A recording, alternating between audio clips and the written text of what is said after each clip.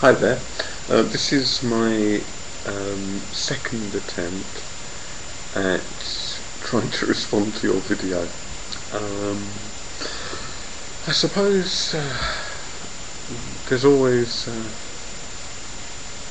a conflict in a way between what we've been taught, the fears that we have, and not just the fears that we have, but also the religious ideas that we've been brought up with, and between our actual experience. And of course, in some ways, what we've been taught helps to we interpret our experience through that, but also we can allow our experiences to change what we believe. I'd like to share with you just a few things, really, that I'm hoping may be of interest. The first one is concerning God, and you talked about, for example, a sense that perhaps you're an atheist in the sense that you don't believe in God, although you admit the possibility that God exists. And you also talk very interestingly about those sort of unexplained phenomena in the house. I'd like to share perhaps just a few of my own experiences, and then talk briefly about the balance between experience on the one hand and beliefs, and how we can trust or not our experience. The first experience I had, which certainly convinced me that there was at least a spiritual world.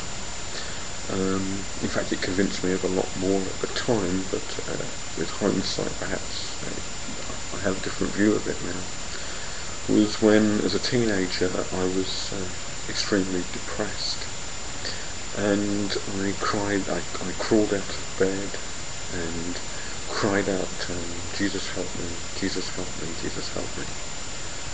And what happened there was that the darkness, the gloom and the depression began to lift.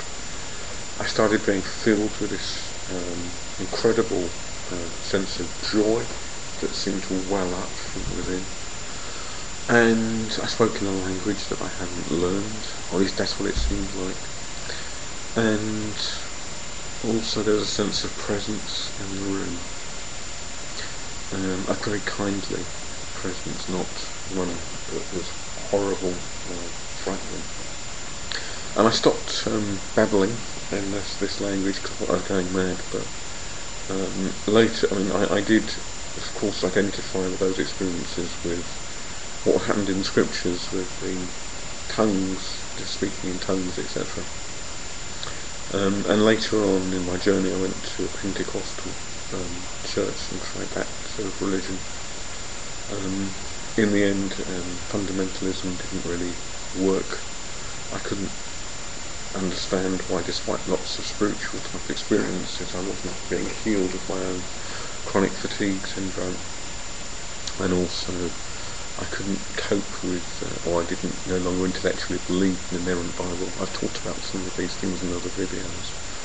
But the interesting thing to me is that there is ample evidence, in a way, of something other, something transcendent, being connected with something greater than ourselves. Of course, the question is about how we interpret or understand that evidence. Some of the other experiences I had, for example, was when I used to go and visit my mum in the nursing home, and she was very ill with dementia, with Parkinson's disease, and she always used to recognise me. I used to read her little prayers of a mouse, which I might try and get on YouTube somehow. And we used to hold hands, I used to look in her eyes, and there was a sense there, Mum noticed it too, of being held by a presence there. A kindly presence, a loving presence, the sort of presence that I first identified when I had that incredible experience. So the question is then, how do we interpret that evidence? And it is evidence. Our own, as Einstein sort of said, and I'm paraphrasing, logic of itself cannot tell us anything about the world in which we live. Everything starts from experience and ends with experience. So, how do we interpret that? Now, I'm very sceptical in a way about this. The idea that God, for all practical purposes, is almighty. I'm sceptical because of things like 12 million peasant farmers being slaughtered under the Stalinist regime, because of over 6 million people, Jews, Christians, Jehovah's Witnesses, people with mental disabilities, people who are gay, lesbian, being murdered in the Nazi camps. I'm sceptical because my own mother, I desperately wanted my own mother to be healed, and it never happened, and I knew it wouldn't. But I do believe, for what it's worth, in some sort of spiritual presence, some sort of spiritual reality. I've had too many experiences that tell me that's so. And just the last thing, coming up to the end of this, I'm going to use this video.